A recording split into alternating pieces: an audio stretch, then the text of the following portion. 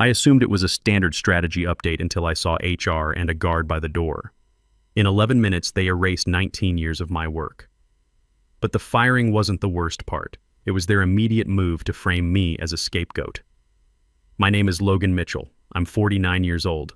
I'm the guy who built the Rapid Replenishment Division from a chaotic mess of spreadsheets into the single highest performing unit within Broadwell Retail Group. I spent 19 years memorizing the pulse of American logistics. I know exactly how long it takes a refrigerated truck to cross the Rockies in February. I know the names of the Port Authority managers in Long Beach and which ones pick up their phones on Sunday mornings. But none of that mattered inside the glass conference room on the 35th floor of our downtown Dallas headquarters. It was 6:15 in the evening. The air conditioning was humming with that specific sterile silence that only exists in corporate offices after everyone's gone home. Outside the floor-to-ceiling windows, the city was lighting up. The highway was a river of red taillights and white headlights, a flow of commerce that usually comforted me. Tonight, it looked foreign. I'd been called for what the calendar invite termed a strategic alignment update. Vague title. I expected a discussion about fourth quarter targets or maybe a new vendor compliance initiative. I didn't expect the room to feel like an execution chamber. Mason Torres sat at the head of the mahogany table. He was 39 years old and had been our CEO for exactly 4 months. He still smelled like the strategy consulting firm he came from. His suit was tailored to surgical precision. His hands were manicured. He'd never driven a forklift. He'd never negotiated with a union steward on a freezing loading dock at 3 a.m. To Mason, the supply chain was a math problem, variables on a dashboard that could be optimized by moving cells in a spreadsheet. To his right sat Nicole Wells from Human Resources. I'd met her twice. She had the kind of face that was practiced in feigning empathy while remaining utterly detached. She looked at a spot on the table near my left hand, refusing eye contact. Standing by the door was the detail that made my stomach flip. A large man in a tight black polo shirt, not one of the regular security guards who smiled and asked about my weekend in the lobby. This guy stood with his hands clasped behind his back, staring at the wall. He was there to escort a threat out of the building. With a jolt of cold adrenaline, I realized I was the threat. Mason cleared his throat. He didn't ask how I was, didn't offer water, just leaned forward, elbows on the polished wood, and began to speak in a smooth, practiced voice entirely devoid of humanity. Logan, thanks for coming up. As you know, Broadwell is undergoing significant transformation. We're moving toward a future defined by efficiency and automation. We've been reviewing the organizational structure of the supply chain divisions. I sat perfectly still. My hands were in my lap. I could feel the blood draining from my face, but I kept my expression neutral. I'd faced down angry Teamsters and furious vendors. I wouldn't let this guy see me flinch. We've decided to restructure the Rapid Replenishment Division. The current model is too heavy. It relies too much on individual intervention. It's not scalable. We're pivoting to a data-first operating model focused on algorithmic forecasting and removing the need for high-touch management. He paused, waiting for me to speak. He wanted me to argue. He wanted a reaction that would justify what he was doing. "You're firing me," I said. It wasn't a question. "We're eliminating your position effective immediately," Mason corrected. He loved euphemisms. "This is about reducing our dependency on legacy systems and, frankly, on legacy personnel. We need a leaner structure. We need to remove the human bottleneck." I was the bottleneck. 19 years of solving problems the computers couldn't see, and now I was the bottleneck. I looked at him. His expensive watch, his confident smile. He truly believed what he was saying. He believed that if you fed enough data into a server, you didn't need people who knew how to talk to other people. "Mason," I said, my voice steady, "the system works because my team knows what to do when the data is wrong. What happens when a hurricane hits the Gulf Coast? What happens when a rail strike shuts down the Midwest corridor? Algorithms don't negotiate with freight brokers during a natural disaster." Mason smiled. The condescending expression you give a child afraid of the dark. That's exactly the mindset we're moving away from, Logan. We're building a predictive model that accounts for weather patterns and labor disruptions. We don't need heroic intervention. We need standardized, automated responses. We need to stop relying on gut feelings and start trusting the architecture. He had no idea, absolutely no idea. He spoke with the confidence of a man who'd never heard the phone ring at midnight with news that a warehouse had lost power. "You're making a mistake," I said. Not because you're firing me, but because you think you can run this company without the people who understand how the gears actually turn." Mason sighed, looked bored. He nodded to Nicole. The HR rep slid a single sheet of paper across the table face down. Then she slid a folded cardboard box toward me. "We've prepared a separation package," Nicole said in a robotic voice. "It's contingent on your signature and your adherence to the non-disparagement agreement. Your access to company systems has already been terminated." I instinctively glanced at my phone on the table. The screen lit up, then went black. A loading circle spun for a second, then the device reset to factory settings. All my contacts, all my emails, all the text messages from drivers and warehouse managers, gone. In the time it took Mason to explain his automation philosophy, they'd digitally erased 19 years of my existence. I was no longer the director of operations. I was just a guy in a room with 3 strangers. "Please place your badge and any company property on the table," Nicole said. I reached for my lanyard. My hands shook slightly, just a tremor in the fingers, but I controlled it. I unclipped the plastic rectangle that had opened doors for me for nearly 2 decades. I placed it on the mahogany. That small plastic click was the loudest thing in the room. "The box is for personal items you may have on your person. You will not be returning to your office. Security will clear out your desk and ship your personal effects within 48 hours. I looked at the box. Small, flat, insulting. "I don't have anything," I said. I stood up. The chair scraped against carpet. The security guard stepped forward, eyes locking onto me. "I'll escort you to the elevator," the guard said in a deep, flat voice. I looked at Mason one last time. He was already checking his phone. He'd moved on. I was a deleted line item. He was probably thinking about dinner. "Good luck, Mason," I said. "You're going to need it." He didn't look up. "Thanks for your service, Logan." 12 minutes. That's all it had taken. The silence in my car was suffocating. I sat in the parking garage for a long time, listening to the engine tick as it cooled. That silence was a luxury I hadn't known for nearly 2 decades. For 19 years, my life had been constant noise. Logistics, engines, conveyor belts, ringing phones. Now, in the stillness, my mind drifted back to the beginning. When I first walked into Broadwell 19 years ago, the company wasn't a well-oiled machine. It was a crime scene of inefficiency. Stock price bleeding, supply chain hemorrhaging. We had inventory rotting in distribution centers while store shelves in the Midwest sat empty for weeks. Regional managers operated like feudal warlords, hoarding stock because they were terrified of missing their individual bonuses. I was 30 then, hired as a junior analyst. My job was reading weekly reports and highlighting variances. I did that for exactly 3 weeks before I realized the reports were fiction, sanitized fairy tales written by middle managers to keep their bosses from screaming. The numbers said our on-time delivery rate was 85%. The angry voicemails from store managers said it was barely 50%. So I stopped reading. I bought steel-toed boots and a heavy coat and went where the work actually happened. I spent 6 months in the field.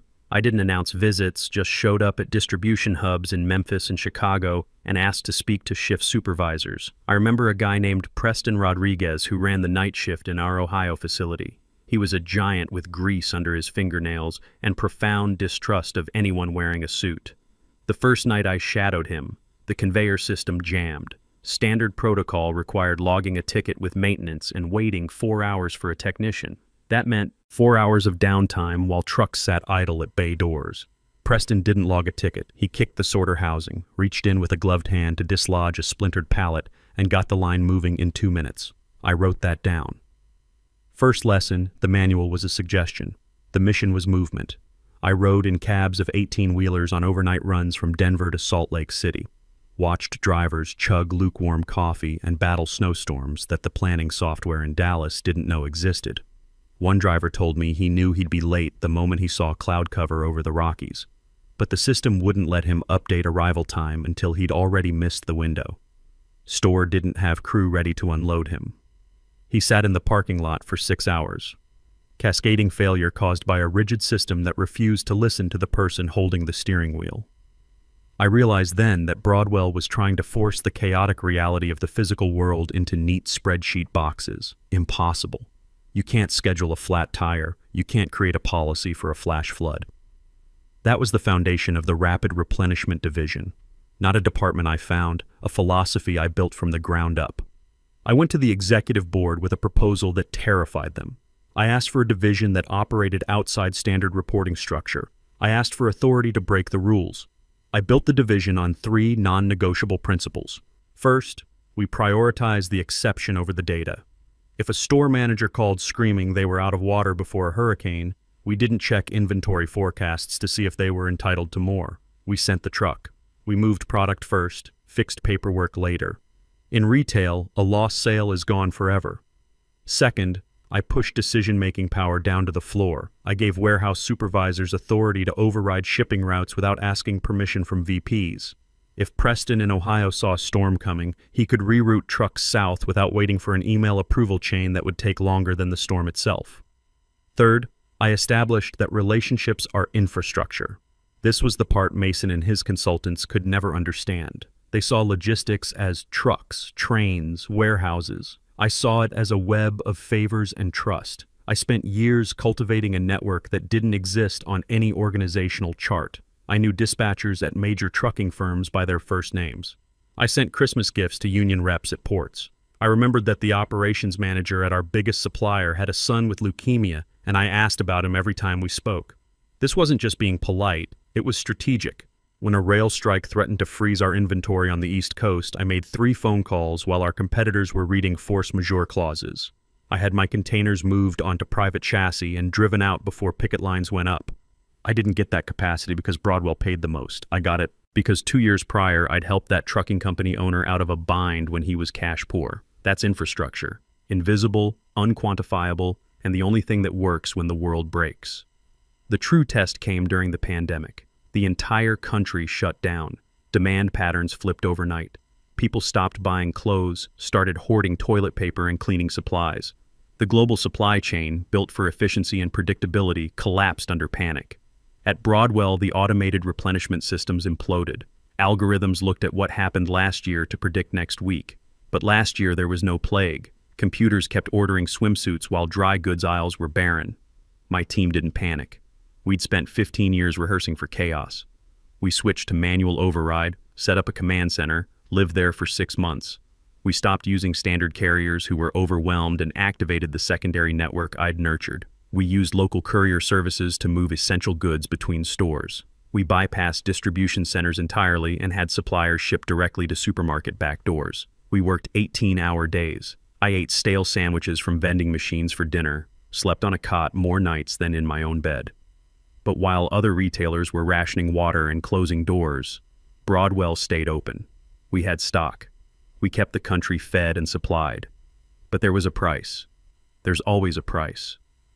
I missed 19 years of dinners. I missed the moment my marriage dissolved into polite roommate arrangement before ending in quiet divorce. I missed seeing my son Spencer grow from a boy who needed me to tuck him in to a man who calls once a month out of obligation. I remember one Thanksgiving I was supposed to be carving turkey.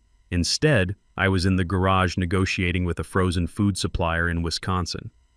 My family ate without me. I justified it all, told myself I was building something durable, thought I was weaving a safety net stronger than steel, believed that by solving problems that kept the CEO awake at night, I was making myself indispensable. I was wrong. The morning after they fired me, the sun came up over Dallas with offensive brightness. I sat at my kitchen island with coffee that had gone cold 20 minutes ago. My company laptop was gone. My badge was gone. The rhythmic ping of Outlook notifications that had been the soundtrack of my life for 19 years was silent.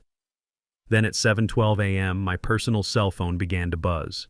West Texas area code. I recognized it immediately. Brady Davis, a dispatcher for one of our legacy carriers in the Southwest. "This is Logan," I said. "Logan, thank God," Brady's rough voice said. "Listen, I'm stuck at the gate in El Paso. System's flagging the load because fuel surcharge is 4% over standard cap. Guard says he can't let the driver in without a variance code." I closed my eyes. Standard issue. Usually, I'd approve the variance in 10 seconds and the truck would roll. "Brady, I can't help you. Come on, Logan, I have a driver who's been driving 11 hours. He's timing out. If he doesn't dock in 20 minutes, he has to take a 10-hour break." I don't work for Broadwell anymore. The silence was heavier than the silence in my kitchen. Since when? Since last night. It happened again and again. A packaging supplier in Georgia, a warehouse supervisor from Reno. They weren't asking for policy, they were asking for permission. The one thing the new algorithm couldn't give them: courage. I stopped answering after the 5th call, but the phone didn't stop. It was a domino effect.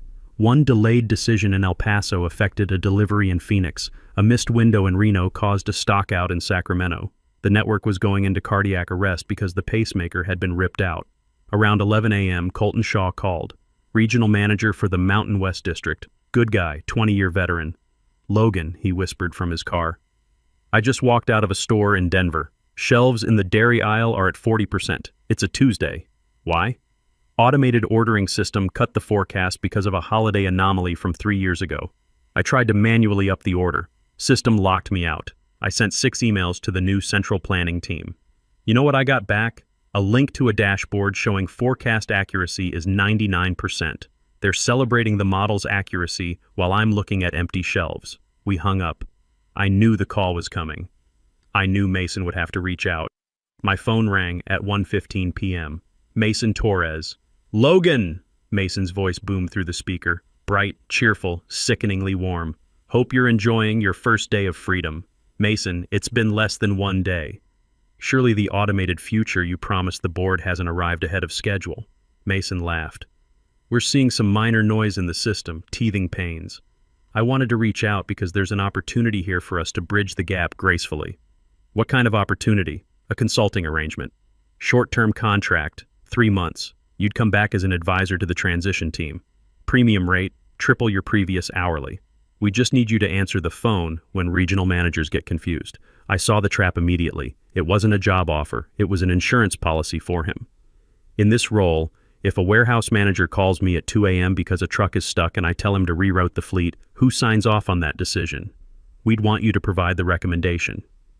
Final execution would go through the Central Planning Committee. We need data integrity. So I make the recommendation, but I don't have authority to execute it. Consultants advise. Management decides. I see. So if I give advice and the committee ignores it and the shipment is late, who gets the blame? And if the committee follows it but the outcome is bad because the situation changed, who gets blamed then? Mason was silent. "You want me to be the face of the chaos. You want to use my credibility to buy yourself time, but you're not giving me the keys. You're asking me to take the heat if we crash. You're being cynical. I'm being operational. I can't fix a broken supply chain if I have to ask permission to buy a roll of tape. If you want me back, I need full autonomy over rapid replenishment. I need ability to override software without committee votes. That's impossible. That goes against the restructuring mandate. Then you don't need me. You need a miracle. Logan, think about your legacy. Do you want to watch 19 years of work fall apart because you were too proud to help? It's falling apart because you fired the people who held it together. Good luck with the transition, Mason." I hung up. First time in my career I'd hung up on a CEO. 10 minutes later, my phone buzzed with a text. Screenshot of an email sent to the entire operations team. Communication protocol, external interference. It warned against reaching out to former employees for guidance, calling it a violation of company policy. They weren't just firing me, they were quarantining me. An hour later, Mason called again. The friendly tone was gone.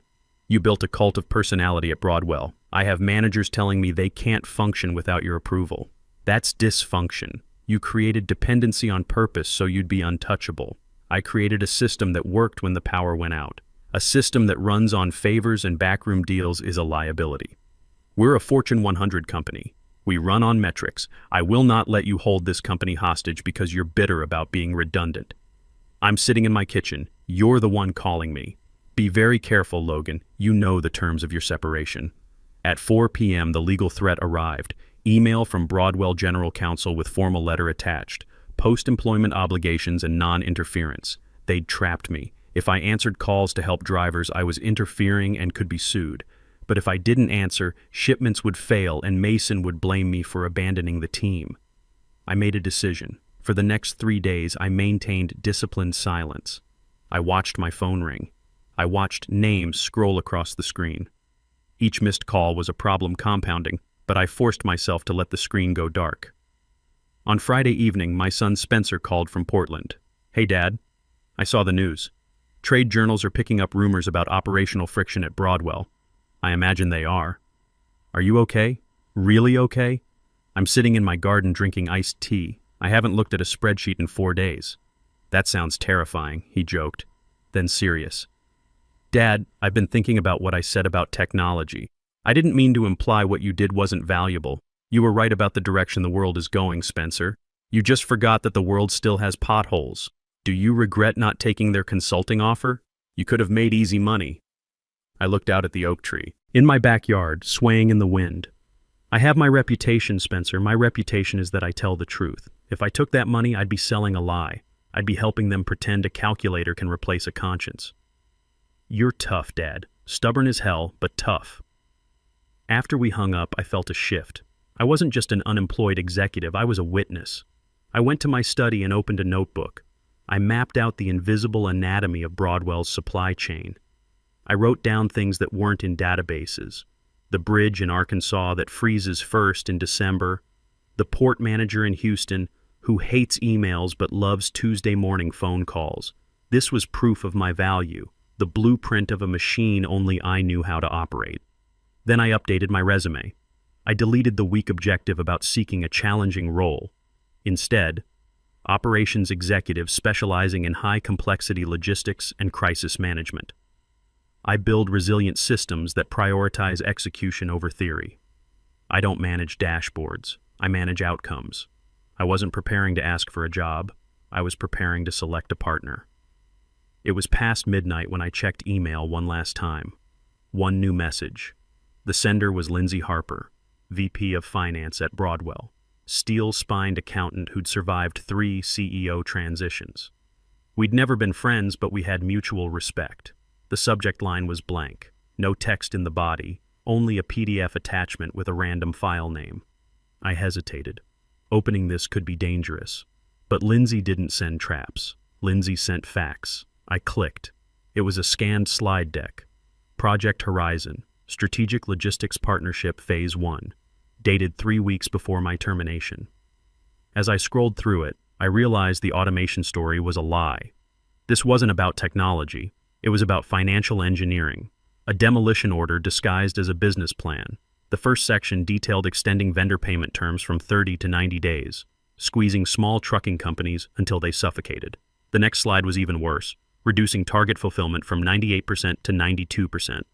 They'd calculated exactly how much disappointment customers would tolerate before shopping elsewhere. They were planning to fail 8% of the time on purpose because it was cheaper than succeeding. Then I found the real smoking gun. The appendix detailed outsourcing logistics coordination to Apex Logistics Solutions. I knew that name. I opened a browser and searched. Apex was owned by Highland Creek Capital. Mason Torres had served on Highland Creek's advisory board for 3 years before joining Broadwell. It was so simple. Mason wasn't just cutting costs.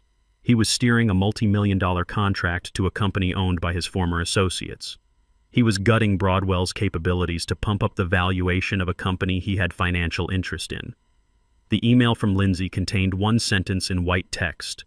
"You should see this." I wasn't just looking at incompetence, I was looking at corruption. The next morning, I got a call from an unknown Washington area code. Arthur Sterling, chairman of Broadwell's audit committee, 70 years old, former undersecretary of commerce, the only board member Mason actually feared. "Mr. Mitchell, I trust you are well. I'm going to be in Atlanta tomorrow. I'd like to buy you coffee." Strictly off the record, we met at a quiet hotel bar. Arthur looked older than I remembered, wearing an expensive but tired gray suit. "Mason tells us the disruption is due to lack of standardization in your legacy model," Arthur said, getting straight to the point. He calls it hero-based logistics. I pulled out the slide deck Lindsay had sent. I pointed to the decision to push vendor payment terms to 90 days. You can't run a supply chain on 90-day terms in this economy. When you did this, you forced 60% of your trucking capacity to quit. That's not legacy drag, that's a self-inflicted wound. I flipped to the appendix about Apex Logistics. This is where the money's going. You're paying a premium for a third-party provider to manage a mess that the payment terms created. You broke the leg so you could buy a crutch from a company Mason knows very well. Arthur put on his reading glasses, studied the slides. His eyes were cold. "Be careful, Logan. That's a serious implication. I'm not implying anything. I'm showing you the math. Look at the expedited fees. You're bleeding cash to apex while your shelves are empty. I leaned forward. The real problem is paralysis. In logistics, the plan is always wrong. When that happens, you need someone with authority to say go. Mason fired everyone who had that authority. He replaced them with a dashboard that waits for approval, and while the dashboard waits, the truck sits. And while the truck sits, the customer goes to your competitors. Arthur sat in silence, looking at the evidence. Finally, "May I keep this? It's your company's document. I'm just returning it to you." Arthur stood. He looked like a man who'd just realized his house's foundation was made of sand. "The record will be corrected," he said quietly. 3 days later, the news alert popped up on my phone. Broadwell Retail Group CEO Mason Torres placed on administrative leave pending internal investigation. Stock price tumbles 14%. I took a sip of coffee. It tasted like victory. Not the loud kind, but the quiet, steady kind that comes from knowing that when the storm hits, you're the one holding the wheel. The truth always finds a way to surface. And that was enough.